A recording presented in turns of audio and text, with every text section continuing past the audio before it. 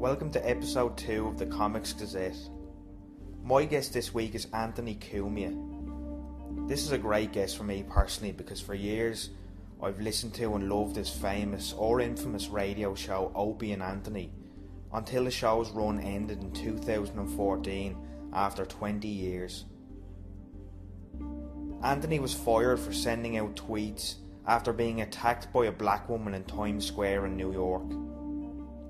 The company Sirius XM, which was showcasing Opie and Anthony, said that the tweets were too racially insensitive. Over the past year, Anthony has took to the online airwaves and various media outlets to defend himself. The story has been covered extensively, so I just briefly touched on it. I also had to cover some fanboyish questions. I covered his opinion on FM radio in America today, his favourite moments from the show's past, his new uncensored show which takes place in a top-of-the-range studio in New York, and what his plans were in the future as regards the possibility of a co-host and his opinion on going it solo.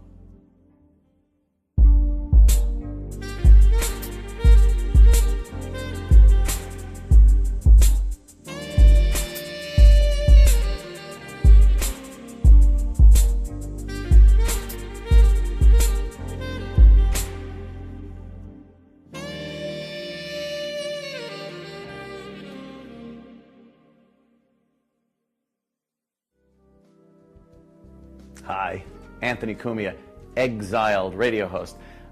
Said a few things that offended some people.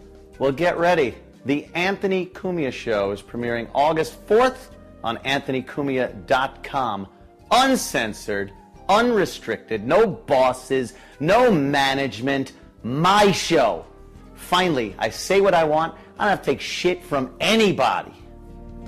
Opie and Anthony co-host Anthony Cumia fired by Sirius XM. Pulling the plug on Anthony Cumia. Anthony's been fired After he posted a bunch of tweets.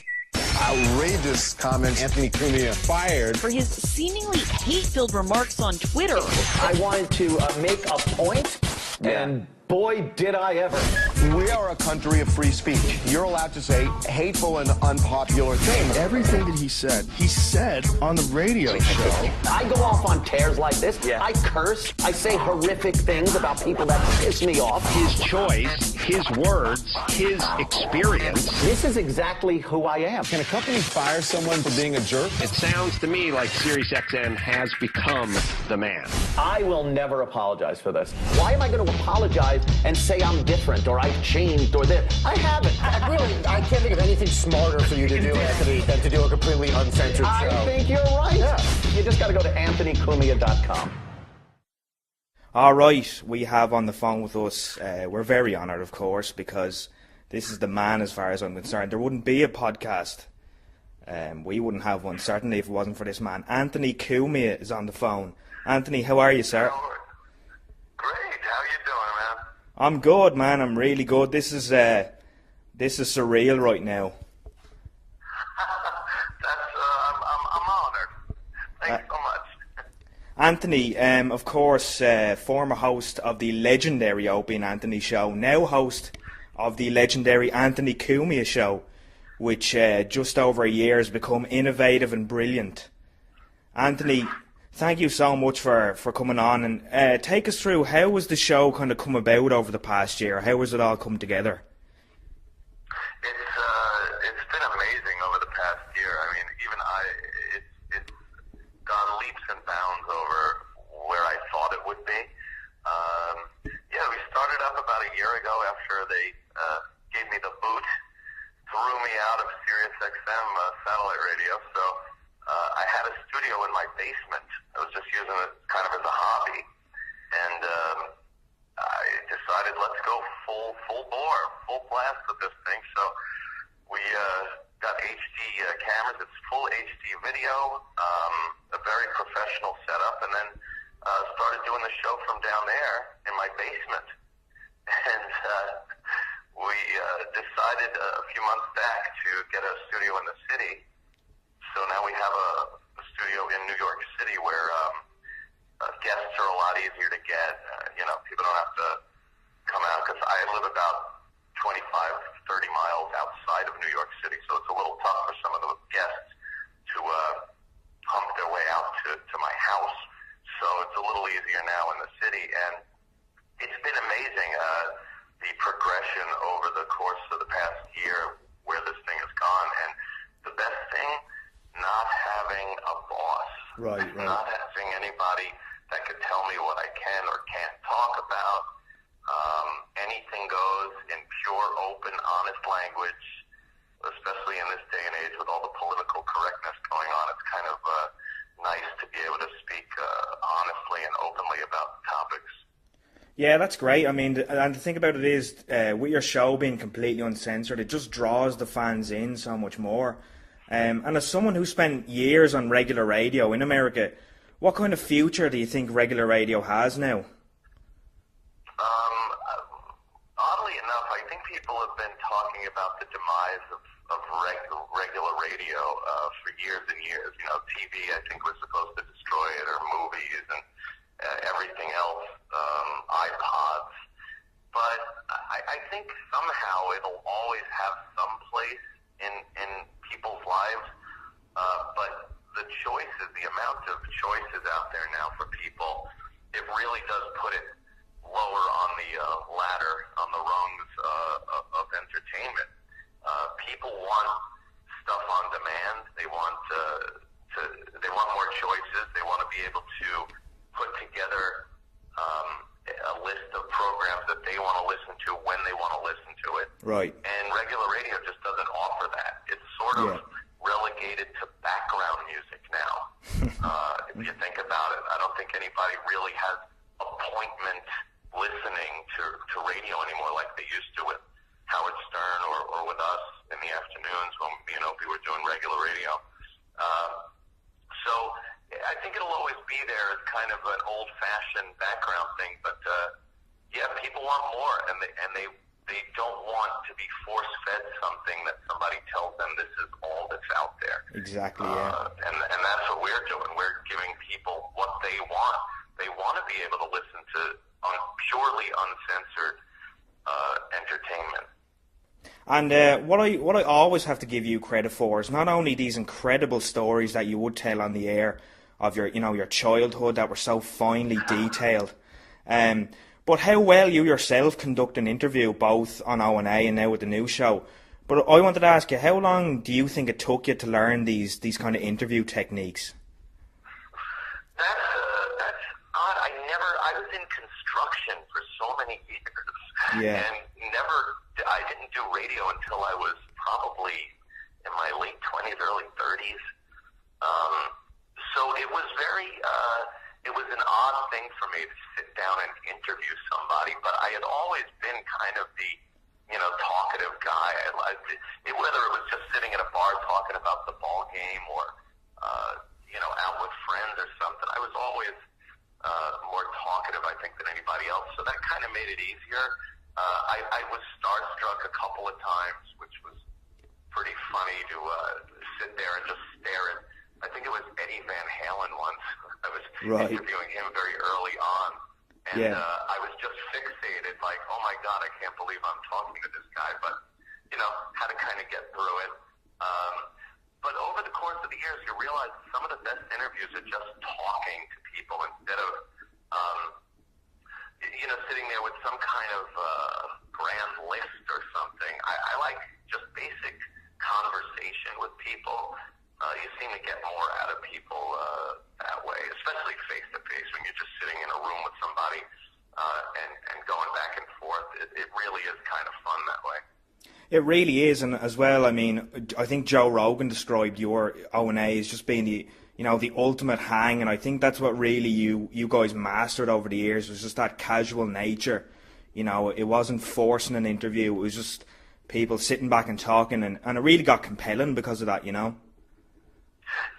it was, we could make an entire reel of guests saying, are we on the air? Are we on the air? Are we on the air? Because we would sit there and start talking to them the second they walked in the studio, and they would think we were just conversing, and meanwhile we had been on the air the whole time. Yeah. because, you know, they're so used to that radio thing. Hey, how you doing today? So where are you going to be this weekend? Kind of that, you know, typical radio voice. Just that awful, horrible fake accent. Yes, it really is funny when they throw that voice on, and then when they're done and go to commercial, they're like, okay, well, pleased to meet you, and, you know, they usher you out the door. But, yeah, to have that hangout kind of a thing, and Rogan does that too, Joe Rogan. I did his show out in Los Angeles, and he's just amazing at that too. Just a really cool guy to just sit and hang out and talk with. Yeah, he is. He's the man. What really fascinates me, there's a couple of things, but the relationship you guys had with Howard Stern, and the fact that at one point you all worked with the same company. How much interaction, if any, did you or your staff have with his camp over there? Yeah, we worked with the same at the same company at CBS when we were on regular radio, and then over at satellite radio. And the staff, Howard's staff is great. You know, we saw him a lot during the course of the day. You know, we're in the same building. They have their own wing of the building. Right. But we'd see the staff, and then I'd see some of the other guys in the elevator, like Gary and Fred, and they were great, really cool. Howard, we rarely ever saw. It was like Batman. He would go into an elevator and go downstairs to a giant limousine that was in a cargo elevator. And then it would take him back up to street level, and he would drive, you know, his driver would drive him off. So he was very inaccessible. So I didn't see him much, but everyone else, they were great. Really, yeah. I never had a problem with any of them or the staff. And even Howard, after a while, just, you know, became Howard Stern, the, you know, America's Got Talent guy, and the guy on the radio. But it was no more of the bickering and battling back and forth. Yeah, and Anthony, I hate to be so fanboyish, but I listened to I remember you guys done a bit where you actually played the Batman music, and you done a whole thing of him sliding down the bat pole as soon as his show was finished. It was one of the fucking funniest things I've ever heard in my life. Thanks, man.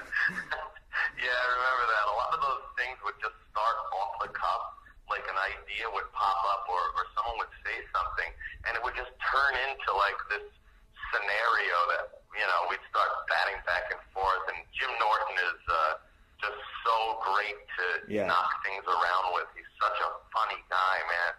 And you know, just coming up with these weird fantasy scenarios of Howard like Batman, or, you know, Dice Clay as a skater, or Dice on Ice. We did that one once. And there's so many of those weird scenarios you come up with, and the more ridiculous you make it, the funnier it is. And we all, you know, we found it hard not to crack up during the whole thing, because we were making it up as we went along. So the funniest thing was making someone else laugh. That was like the most fun I had, is watching like Jim Norton just plant his head into the desk because he couldn't even talk. He was laughing so hard. And that's when, you know, when you make someone like Jimmy laugh that hard, it really, you kind of know that you've hit one out of the park. Yeah, it's radio gold. It really is. With the new studio, though, I want to ask you, the new studio looks fantastic. The visuals on it look amazing. And, by the way, nothing made me happier than awful Sandy Kane falling off a chair there recently. That was just the best. But yeah, to kind of elaborate on the kind of answer you gave, I mean, can you remember some of your funniest moments with the show and with the new show where you literally couldn't breathe from laughing so hard? Oh my God! Just last week we had Bobo, who Bobo's a little off. He's a little odd. That's one way to put it, yeah. We don't know what it is. He might be autistic. He might be something. But I've known the guy now for probably 8 years, and he means very well. He's a good guy. Just like I said, a little off, and not much interaction with women. He doesn't have much in his sex life going on or anything. So he gets very excited when we have strippers come on the show or porn stars. So we had a porn star come on the show, Peyton Sinclair, and we had Bobo. We saw this on a Japanese video on YouTube. I guess a girl was kind of, giving the guy a handy behind a little curtain as he was trying to sing karaoke. Right. So we thought it would be good to do that to Bobo, and Bobo was singing "Fight for Your Right to Party," Beastie Boys, and getting a handy from this girl. And it was one of the funniest damn things to hear him trying to sing this song while, if a girl touches his shoulder, he's getting excited. Right. Never mind, with her hand on his piece. And that just had me rolling on the floor. I was laughing so damn hard. And as far as the old show goes, there's so many of those things we used to just go off on. I used to love doing the guy that would sell the sports memorabilia and baseball cards on TV, and we'd make up sports memorabilia, whether it was a sports figure that lost his hand or I think Britney Spears. We were selling Britney Spears' virginity one day years ago, and like those things where everyone's getting involved and jumping in and just trying to make everyone laugh. Those were some of the most fun. Yeah. Yeah, no, we'll link the video cause, of Bobo getting the karaoke hand job. It is so hilarious. Listen, I know you've been asked 1,000 times about the Times Square incident, so I'm not going to harp on about it. But I just wanted to ask you one thing about it. After a year later, do you see people's opinions kind of changing? Are they understanding the situation a bit more and not being so politically correct? Yeah, I think there is.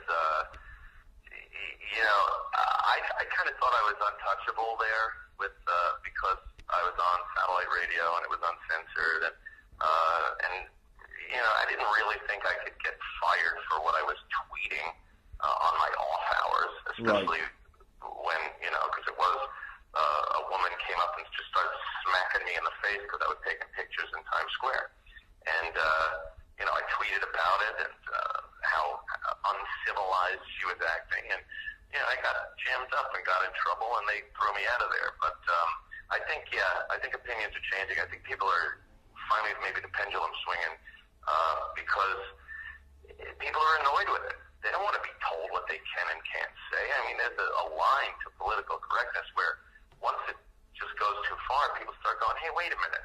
I should be able to talk about what I want to talk about and, point things out, or hot button topics, talk about race, sexuality, women's rights or women's issue, misogyny. All that stuff is so sensitive now that people feel like they're having their freedom of speech infringed upon. And that's when people really start fighting back. And I think we're seeing that now. I think a year later, people are looking going, oh, all right, we've seen some instances that pop up like this, and maybe he wasn't completely off base. Yeah, and, people just have to understand, you just said shit like... Yeah, it's just, I didn't act out, I didn't hit back or anything. This girl was out of her mind. She was just smacking me with an open hand, and I was just kind of, how you do that. You kind of move your arm and make sure you don't get hit. And then I just, I tweeted about it and got in huge trouble. Ooh, look out. It was the best thing that ever happened. Best thing that ever happened. Well, I mean, the show speaks for itself. But I wanted to ask you another question. I know you talked about the possibility of the great Ron Bennington one day co-hosting with you. What other names would you float around if you were looking for a permanent co-host? Oh man, yeah, the permanent co-host thing is that's a tough bill to fill. Bennington is the dream. Yeah, I would love to have Ron Bennington. The guy is one of the most talented broadcasters I've ever met. He's amazing. Jim Norton, of course. I would love to have Jimmy full time on the show. It's really cool though.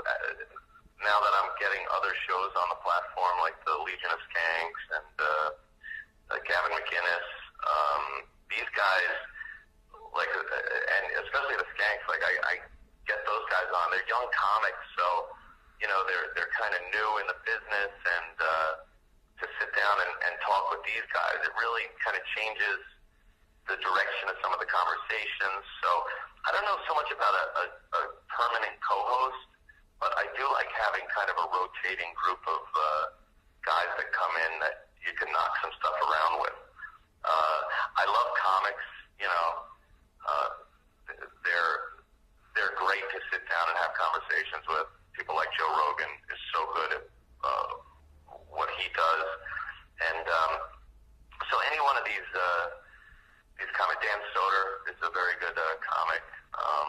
When he comes on, it's just easy to talk about anything. So yeah, mostly the comics I would like having on, and other than that, it's kind of, like I said, it's kind of tough to fit a permanent co-host in there. After 20 years with Opie, it's a very hard relationship to stick to and not have so many disagreements with each other. Absolutely, yeah. I wanted to ask you, because I don't know if you do know, but you have a huge fan base here and in the UK, and I have to ask you, do you have any plans maybe of touring with the show? Yeah, absolutely, and I would love going over to the UK. It's been a dream of mine for years. I have my sister and her husband go over just about every year, and they love it. They come back with great stories and pictures, and I get so jealous that I gotta get my ass over there. And I think taking the show over there would be a great way to, kind of start spreading the show a little worldwide with live appearances, and what a perfect fit that would be. Absolutely, and look, if you make it over here, the Guinness will be on me, and we'll drink till the morning. Oh man, I would love it. We'll get drunk as shit in Dublin, Anthony. I will absolutely take you up on that, man. You should. Absolutely will. Listen, Anthony, this was a fucking blast, man. You're one of my favourite people. And as I said, this show would not exist if it wasn't for you guys, and of course Ricky Gervais's original radio show. The two of them just got me into this. It got me into this field. So thank you so much, and thanks very much for calling today, man. Dude, that's so cool, and continued success. And yeah, like I said, if I get over there, absolutely want to sit down and have a Guinness with you. Let's do it, man. I'm gonna give out the plugs now. So to sign up to the show, you can go to anthonycumia.com, CUMIA.com, and it's Anthony Cumia on Twitter, for everything else. Thank you, man. Thank you, man. It's been great, and like I said, continued success. I think you're onto something here. That's very cool. Thank you, buddy. Take care, man. Don't forget to follow us on Twitter @Comics Gazette, and go to our SoundCloud